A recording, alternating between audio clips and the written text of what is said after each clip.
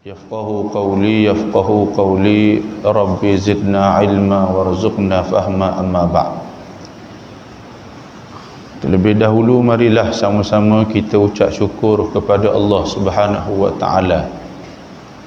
Kita puji Allah di waktu pagi ini. Kita mengagungkan kebesaran Allah Subhanahu wa taala pada waktu pagi ini dengan kemuliaan Allah, dengan keesaan Allah. Allah Subhanahu wa taala memberikan semula pinjamannya kepada diri kita setiap kali bersilih ganti hari. Pada pagi ini Allah Subhanahu wa taala kembalikan semula roh ke dalam jasad kita. Maka kita dapat melihat, kita dapat mendengar, dan kita dapat melaksanakan tanggungjawab kita kepada Allah Subhanahu wa taala. Tuan-tuan, puan-puan, muslimin, muslimat, ada amalan yang akan membantu memberatkan mizan di mahsyar nanti. Ada amalan yang akan memberatkan mizan di mahsyar nanti. Pertama, apakah dia mizan? Mizan ialah satu alat yang digunakan oleh Allah untuk menyukat amal-amal kebajikan dan amal-amal kejahatan yang dilakukan oleh manusia. Kalaulah atas dunia ni ada alat penyukat barang-barang tertentu, adanya untuk sukat emas, adanya sukat beras, adanya sukat timah, semua sekali dia ada penyukat dia. Di mahsyar nanti ada alat yang digunakan untuk menyukat dua amalan, dan inilah penentu kepada ke arah mana perjalanan kita yang seterusnya. Kerana apa? Ada orang apabila mereka menerima buku amalan, muka mereka berubah. Mereka terus teringat, mereka terus memikirkan bagaimana perjalanan mereka kelak. Maksudnya ada nanti terima buku amalan dengan tangan kanan dan tangan kiri. Orang yang menerima buku amalan dengan tangan kiri, mereka tahu mereka akan menempah bahaya di hadapan. Orang yang menerima buku amalan sebelah kanan, kalau disebutkan oleh Allah, mereka ini akan kembali pergi ke keluarga mereka masing-masing dalam keadaan masrura, dalam keadaan gembira. Tuan-tuan, ada orang yang akan menangisi, puan-puan, ada orang yang akan meratapi dengan sikitnya amalan sewaktu di hari akhirat nanti. Maksudnya tak banyak. Timbang punya timbang, kejahatan tu lebih banyak di hari akhirat. Alat yang menyukat amalan menunjukkan kita ni tidak ada apa-apa. Saya nak bagi tahu kepada tuan-tuan, ada beberapa amalan yang akan meningkat, yang akan memberatkan amal kebaikan kita di hari akhirat. Yang pertama ialah orang-orang yang sewaktu di dunia mereka ini berakhlak baik. Mereka ini akhlaknya baik. Maksudnya mereka tidak suka menipu, mereka tidak suka bergaduh, mereka menjaga hubungan di antara keluarga, kawan-kawan. Mereka ini baik terhadap kedua ibu bapa. Mereka ini anak yang soleh. Mereka ini suami yang bagus, isteri yang solehah. Ini di hari akhirat nanti amalan mereka dibantu untuk memberatkan mizan. Tuan-tuan, saya nak sebut yang kedua yang kita boleh buat sekarang ini, iaitu di antara amalan yang akan memberatkan timbangan mizan di hari akhirat, iaitu memuji Allah, membesarkan Allah, memuliakan Allah. Kerana Allah maha hebat, Maha Agung. Kalau tidak dengan kekuasaan Allah, maka kita tidak boleh berada sekarang ini, tuan-tuan. La haula wala quwata illa billah. Tidak ada kuasa, tidak ada daya upaya kecuali dengan izin Allah Subhanahu wa taala. Kita boleh nampak sendiri. Itu bukan kita cerita perkara-perkara sam'iyat. Nak cerita bab syurga, cerita bab neraka, cerita bab arash, cerita. Tengok, kita nampak sendiri di mata kita ini, iaitu ialah kekuasaan Allah. Allah jadikan salah satu makhluk dia menjadi tentera-tentera dia. Yang sekarang ni kita nampak, yang kita pakai mask sebab dia, yang kita ada penjarakan sosial sebab dia, yang kita mati, yang kita terpaksa ambil vaksin pun sebab dia. Sebab apa? Ada satu kuman yang dahsyat kesan dia, ada varian yang macam-macam yang kita panggil COVID-19. Manakah dia kuasa-kuasa dunia yang mendabik dada, yang kata mereka ni kuasa besar, mereka ni orang hebat atas dunia, yang mampu untuk melawan benda ni? Tidak ada, tuan-tuan. Sehingga semua sekali pasrah, serah diri. Kerana orang tak mampu buat apa dah. Hatta yang kita ada ni sekadar orang kata mengelakkan diri, mengurangkan jangkitan, nak menghapuskan virus tersebut, tidak. Maka sebab tu selayaknya bagi Allah kita puji, dan amalan memuji Allah, membesarkan Allah akan memberatkan mizan, akan memberatkan timbangan kita kelak di hari akhirat. Tuan-tuan, pada pagi ini marilah sama-sama kita puji Allah. Kita memuji Allah. Sebab tu ada doa yang pertama keluar di mulut kita pada pagi ini, kita ucap syukur kepada Allah, iaitu kita baca alhamdulillahillazi ahyana ba'dama amatana wa ilaihin nusyur. Alhamdulillah, segala puji bagi Allah yang telah menghidupkan kami setelah mematikan kami, dan kepada Allah kami semua kembali. Muslimin dan muslimat yang saya kasihi oleh Allah Subhanahu wa taala, alhamdulillah, sekalian manusia yang ada atas dunia ini, ada 8 bilion orang. Di waktu pagi ini Allah berikan kita nikmat yang paling besar, iaitu nikmat iman. Allah campakkan Islam kepada diri kita, tuan-tuan. Nikmat iman, nikmat Islam ini besar ganjaran dia. Kita kena selalu memperbaharui keimanan kita, kena peringat sentiasa. Sebab kalau tidak kerana iman, maka kita tidak boleh masuk syurga, tuan-tuan, puan-puan. Maksudnya kita kekal dalam neraka selama-lamanya. Allahu Akbar.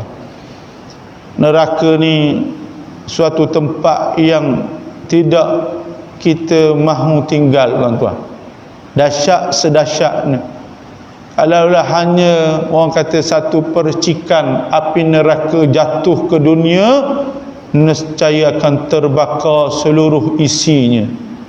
Tuan-tuan, neraka ni dahsyat, tuan-tuan. Puan-puan sekalian, Nabi menyebut dalamnya neraka, kalau dicampakkan sebiji batu yang kecil daripada atas sehinggalah ke bawah dasar, mengambil masa ribuan tahun untuk sampai ke bawah tu. Tak tahulah berapa dalam dan berapa besarnya neraka. Maka alhamdulillah, Allah berikan kepada kita pagi ini bangkit dalam keadaan beriman. Sebab itu Nabi Muhammad sallallahu alaihi wasallam, kita baca sejarah Nabi ni sangat terkesan dengan 5 individu yang hilang daripada hidup dia. Nabi ni sangat terkesan terhadap 5 orang yang pergi meninggalkan baginda sallallahu alaihi wasallam. Sedih Nabi. Antaranya ialah Abu Talib.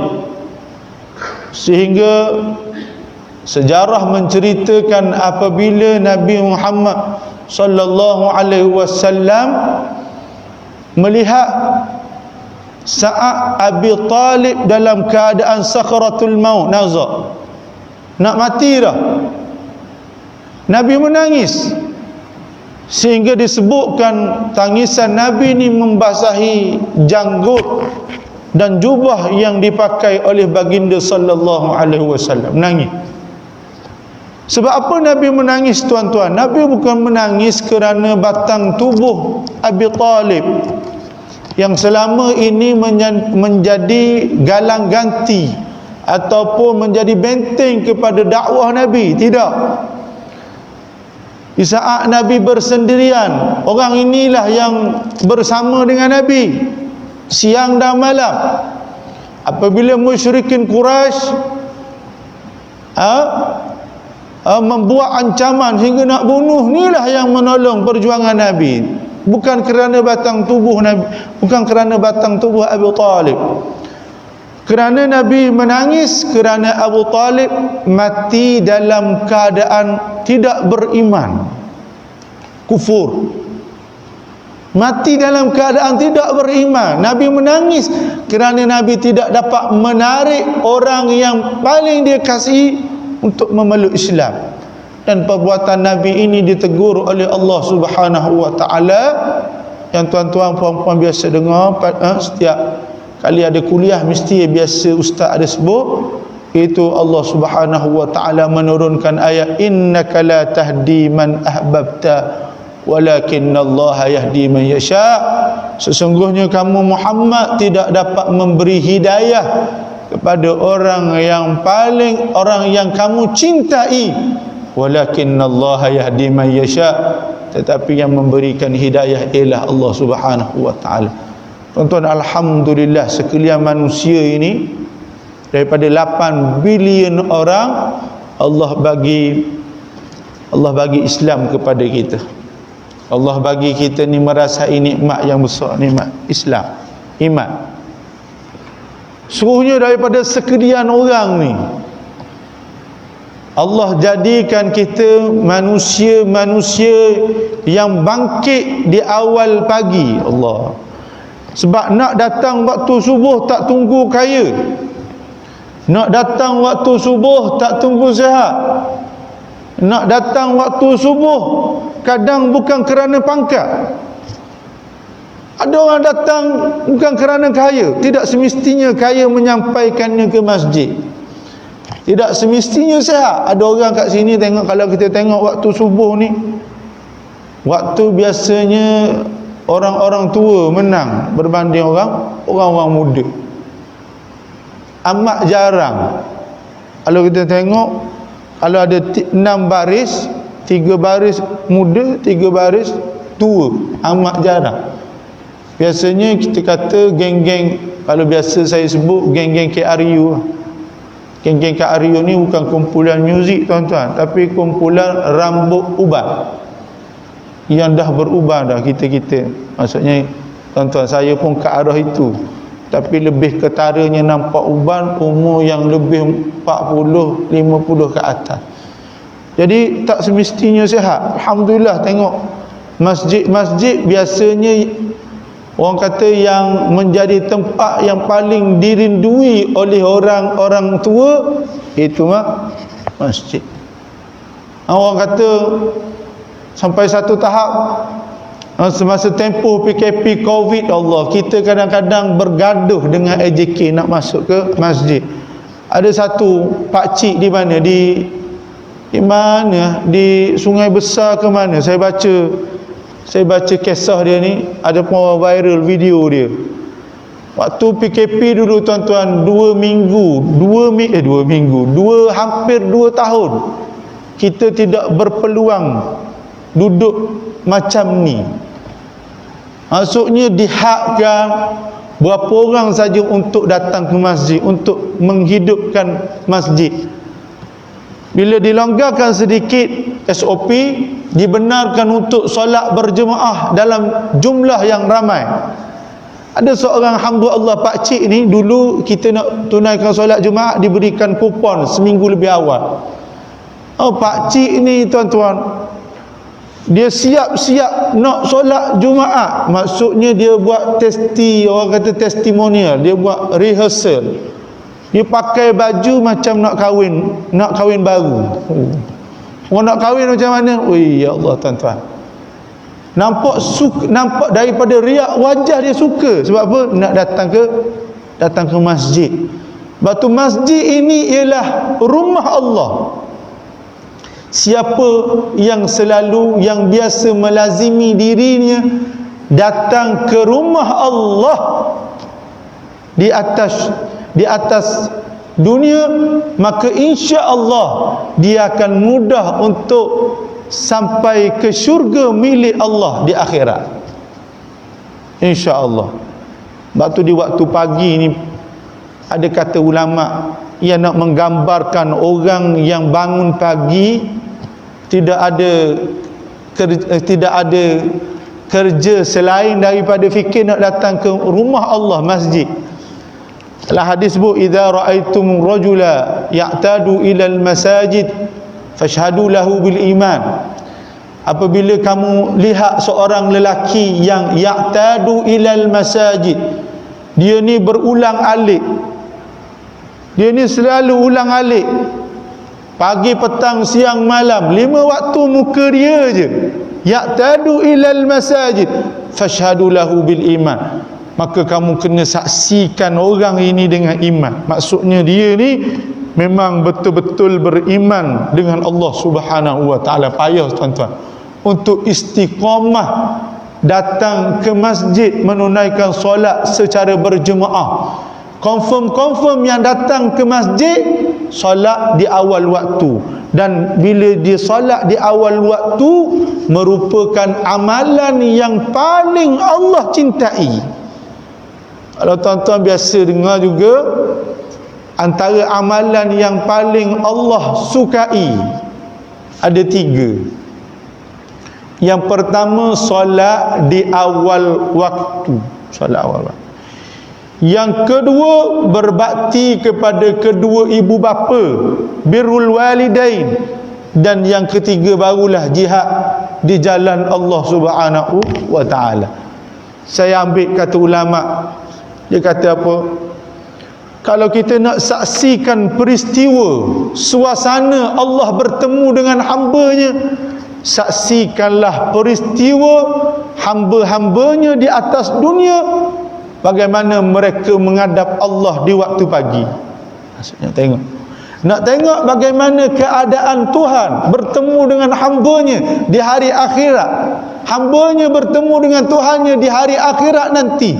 Tengoklah ketika mana manusia di waktu duduk di dunia, di waktu pagi, bagaimana mereka menghadap Allah Subhanahu wa taala. Alhamdulillah tuan-tuan, pada paginya sekalian manusia Allah bagikan nikmat kehidupan, Allah bagikan nikmat iman, Allah bagikan pula nikmat untuk kita duduk dalam jalan ketaatan. Pada pagi ni tuan-tuan bangkit daripada tidur, kemudian datang ke masjid, rumah Allah, jannatullah, syurga Allah atas dunia ini. Tuan-tuan diberi peluang untuk solat secara berjemaah, solat subuh. Dan solat subuh ni tuan-tuan pun al-maklum dah, antara solat yang paling ditakuti oleh orang munafik, iaitu solat yang membezakan orang beriman dengan orang munafik. Orang munafik, orang yang luar nampak Islam dalam memusuhi Islam. Orang munafik ni kalau tuan-tuan belajar dalam sirah, antara disebut sebagai musuh dalam selimut, gunting dalam lipatan, dalam banyak-banyak siri peperangan, dalam banyak-banyak siri kejayaan, dalam banyak-banyak siri kekalahan orang Islam, puncanya daripada dia, daripada orang munafik. Tuan-tuan, ada satu ayat yang turun cerita tentang bagaimana perangai orang munafik, dia hasut orang Islam. Dalam surah Ali Imran ayat 173. Ini bab doa. Sebab kita biasa doa hasbunallah wa ni'mal wakil. Hasbunallah, cukuplah Allah, wa ni'mal wakil, dan sebaik-baik penolong. Cukuplah bagi kami Allah, wa ni'mal wakil, dan sebaik-baik penolong. Ada ayat ni turun ke cerita bagaimana orang munafik ni dia hasut tentera-tentera Islam yang baru mengalami kekalahan. Ayat yang berbunyi alladzina qala lahumun nasu innan nasa qad jama'u lakum fakhshawhum fazadahum imana wa qalu hasbunallah wa ni'mal wakil. Ayat ni turun cerita tentang orang munafik semasa dalam peperangan Uhud. Kalah orang Islam, tentera Islam kalah dalam peperangan Uhud. Antara peperangan yang orang Islam mengalami kekalahan kerana tidak mengikuti arahan Nabi Muhammad sallallahu alaihi wasallam. Kalah. Tentera memanah. Pemanah-pemanah yang ditugaskan oleh Nabi duduk di Uhud, Bukit Uhud. Nabi kata jangan turun walaupun berlaku apa sekalipun. Jangan turun. Tapi tuan-tuan, orang kata dari dulu hingga sekarang manusia ni memang tidak dapat lari daripada dugaan yang terbesar. Dugaan-dugaan yang hebat yang ditimpakan terhadap manusia ni dirakamkan oleh Allah di dalam surah Al-Kahfi. Fitnah-fitnah yang besar. Kalau tuan-tuan baca surah Kahfi, sebab tu kita digalakkan, disunatkan membaca surah Al-Kahfi setiap hari Jumaat. Cerita tentang fitnah. Fitnah yang paling besar, ada 4 fitnah yang berlaku, yang diceritakan dalam surah Al-Kahfi. Fitnah yang pertama, fitnatuddin, fitnah agama. Fitnah agama yang akan berlaku kepada umat manusia, sebagaimana ditimpakan kepada sekumpulan lelaki 7 orang yang kita tak tahu gua mereka ni di mana. 7 orang menyelamatkan akidah, menyelamatkan prinsip, duduk dalam negara yang telah rosak sistem. Bukan rosak sistem saja, bahkan syariat pun tidak ada. Pada waktu itu mereka ni bukan orang sebarangan orang, bukan orang kampung. Mereka ini datang daripada golongan bangsawan. Disebutkan mereka ini orang yang dah ada jawatan, dah ada tempat dalam istana. Tapi oleh kerana nak jaga agama, lari daripada pemerintah yang zalim, pemerintah yang jahat, pemerintah yang tidak laksanakan agama. Fitnah agama dalam surah Al-Kahfi. Kemudian fitnah yang saya nak sebut, fitnah harta, fitnatul mal, yang Allah cerita tentang sahibul jannatain, itu pemilik kepada 2 kebun. Pemilik kepada 2 kebun. Cuma kalau tuan-tuan baca dalam surah Al-Kahfi, dia cerita tentang 2 orang pemuda. 2 orang pemuda yang kufur dan yang beriman. Allah cerita tentang yang kufur. Yang beriman, yang dia ni asal-asalnya buat perniagaan, 2 orang buat partnership, joint venture. Tapi biasanya perniagaan ni kalau diuruskan secara bersama pasti ada masalah, dan memang betul ada masalah. Pemuda ni akhirnya berpisah di antara satu sama lain. Ada pemuda beriman, pemuda yang kafir, yang kufur. Setiap daripada mereka ambil 3,000 dinar. 3,000 dinar. 1 dinar dia lebih berat berbanding dirham. Dinar lebih berat daripada dirham. Dinar emas, bukan dinar orang kata timbang biasa. Cuma dipendekkan cerita, orang yang beriman ini duitnya tak ada. habis duit, dan duit banyak melimpah kepada orang yang kufur, di mana daripada duit tu dia labur, dia beli kebun, dia beli tanah, sehingga disebutkan tanah kebun milik yang si kufur ini dia mengeluarkan hasil tanpa putus.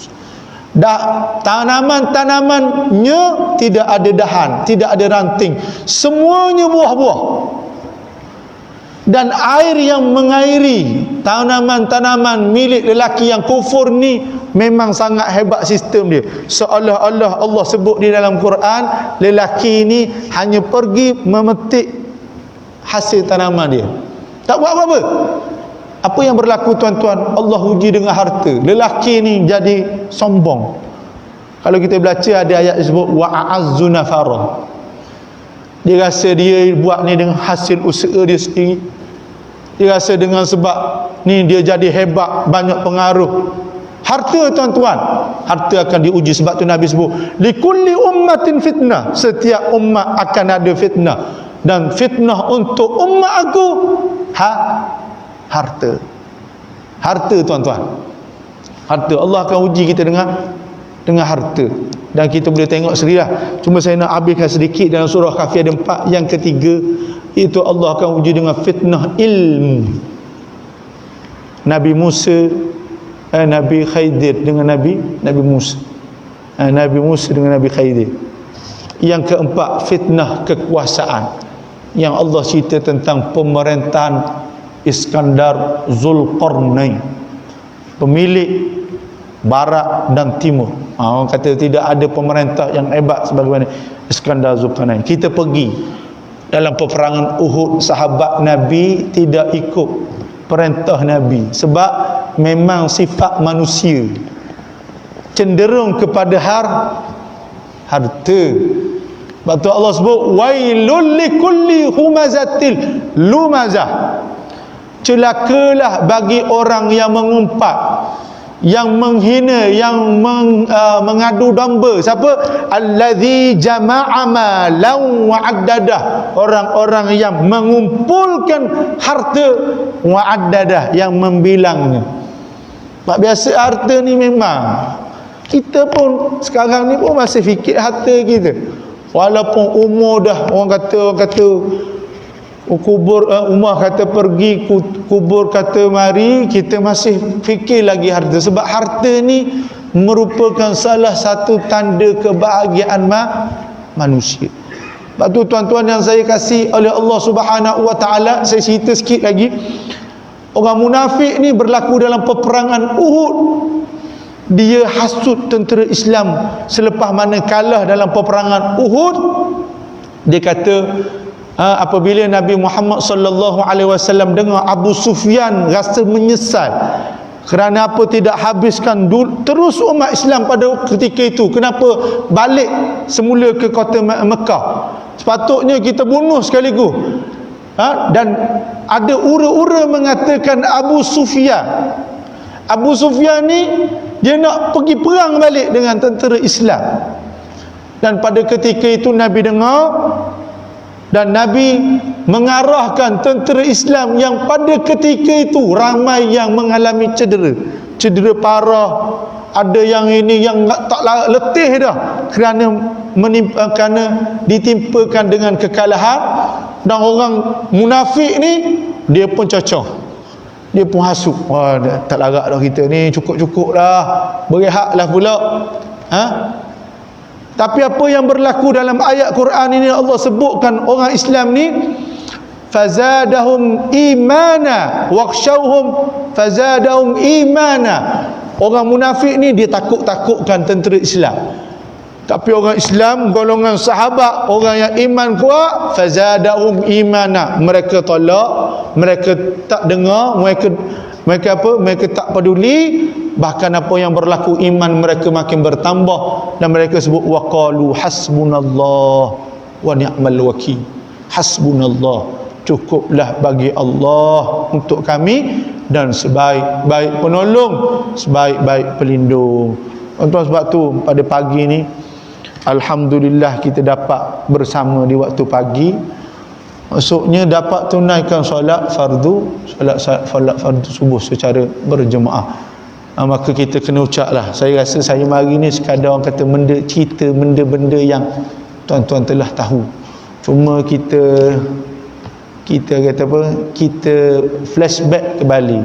Kita ingatkan kita kembali supaya kita ni rasa bersyukur kepada Allah.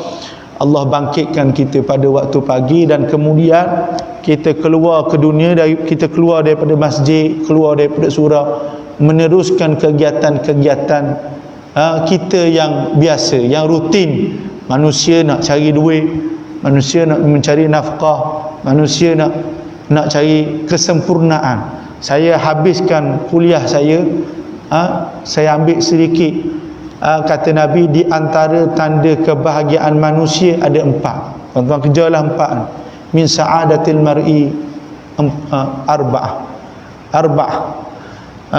Di antara tanda kebahagiaan manusia ada 4. Ada lepas dah kita ni urusan dengan Allah, sekarang kita nak cari kehidupan, cari apa?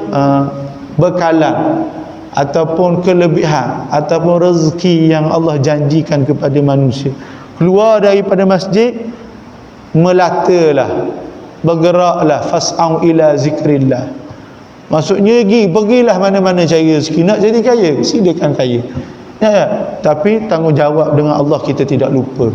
Kata Nabi, di antara tanda kebahagiaan manusia ada 4. Yang pertama apabila kita dikurniakan al-maskanul wasi', tempat tinggal yang luas. Tempat tinggal maskanul wasi'. Tuan-tuan, alhamdulillah ada tempat tinggal. Kadang-kadang disebabkan tiada tempat tinggal, maka susah untuk kita buat segala urusan kehidupan. Tuan-tuan, alhamdulillah ada. Duduk di rumah yang orang kata tersergam indah, selesa, alhamdulillah ada. Dan tugas lelaki mencari nafkah untuk keluarga, dan di antara nafkah yang perlu ditunaikan, yang perlu disediakan ialah keperluan tempat tinggal. Alhamdulillah tuan-tuan ada. Saya tidak mau panjangkan oleh kerana dah sampai pukul 7. Saya pendekkan saja. Yang pertama, rumah yang luas. Yang kedua, al-mar'atu salihah. Yang kedua, wanita yang baik, wanita yang solehah. Tuan-tuan, kita ada isteri, kita ada anak-anak perempuan. Pastikan anak perempuan kita, dia seiring dengan apa yang Nabi mahukan, mereka menjadi perempuan yang solehah. Perempuan yang solehah ini perhiasan dunia. Orang kata harta yang kita ada ialah perempuan yang soleh, isteri yang baik. Jadi tuan-tuan yang banyak dengar kuliah, yang datang ke masjid dengar kuliah, balik sampaikan kepada orang yang pertama dulu, para isteri-isteri kita, anak-anak perempuan kita. Cabaran yang sangat dahsyat di dunia sekarang. Aurat didedahkan dengan mudah sekali. Isteri-isteri tanpa segan silu letak dalam Facebook. Anak-anak kita main TikTok, mengapa berlaku. Orang kata dah tak terkawal dah. Kebanyakan kita tengok punca maksiat bermula daripada wanita yang tiada malu. Maka tuan-tuan jagalah. Orang kata di antara fitnah yang besar iaitu perempuan. Waktu Nabi sebut di antara kebahagiaan adanya wanita yang solehah. Adanya wanita yang solehah. Yang ketiga ialah al-jarus salih. Yang ketiga kata Nabi, di antara tanda kebahagiaan manusia apabila diberikan jiran-jiran yang baik. Alhamdulillah.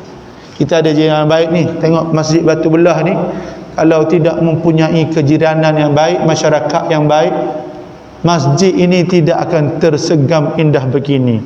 Jadi sebab kejiranan kampung yang baik, maka masjid surau hidup. Alhamdulillah. Dan yang terakhir, al-markabul hani, itu kita di antara tanda kebahagiaan manusia diberikan kenderaan yang menyenangkan hati, yang menggembirakan hati. Saya masa datang tadi saya tengok penuh kereta-kereta. Bukan setakat penuh kereta, kereta-kereta tu pun selesa. Orang kata besar. Orang kata senang bila jalan jauh, perjalanan yang jauh, dia menggembirakan hati. Sebab tu kalau orang Islam ni, kalau boleh kita nak kuda yang paling terbaik, yang parking waktu subuh ni semua kereta-kereta yang bagus. Kalau ada kemampuan beli yang baik, yang terbaik, silakan. Islam tidak melarang perkara sedemikian. Cuma Islam melarang harta tersebut, alhaakumut takasur hatta zurtumul maqabir. Maksudnya mengumpul, bermegah-megah, bekerja berlumba-lumba mengumpulkan kekayaan, sehinggalah kekayaan tersebut menghantarkan pemiliknya ke dalam kubur tanpa mereka sempat membuat apa-apa. Tuan-tuan gunakan harta tuan-tuan untuk di jalan Allah. Insya-Allah harta tersebut akan menjadi saksi di hadapan Allah Subhanahu wa taala kelak, insya-Allah. Jadi saya secukup saya tu saja daripada saya. Mohon maaf kerana ambil masa yang lama di waktu pagi ni. Mudah-mudahan apa yang saya sebut tadi ada manfaat bersama, bukan sekadar untuk tuan-tuan, bahkan saya sendiri yang memberikan tazkirah pada pagi ini. Sama-sama kita orang kata saling memperingati di antara satu sama lain, kerana itu adalah manfaat yang dikutip sesama yang beriman, sesama orang beriman. Sekadar itu saja, wallahu alam. Marilah kita tangguh majlis ilmu kita pada pagi ini dengan sama-sama kita membaca tasbih kifarah dan suratul As. Subhanakallahumma wa bihamdika asyhadu an la ilaha illa anta nastaghfiruka wa natubu ilaik. Bismillahirrahmanirrahim. Wal 'asri innal insana lafi khusr illa alladhina amanu wa 'amilus shalihat wa tawasaw bil haqq wa tawasaw bis sabr. Aqulu qawli hadza wa astaghfirullahal azim li wa lakum. Wassalamu alaikum warahmatullahi wabarakatuh.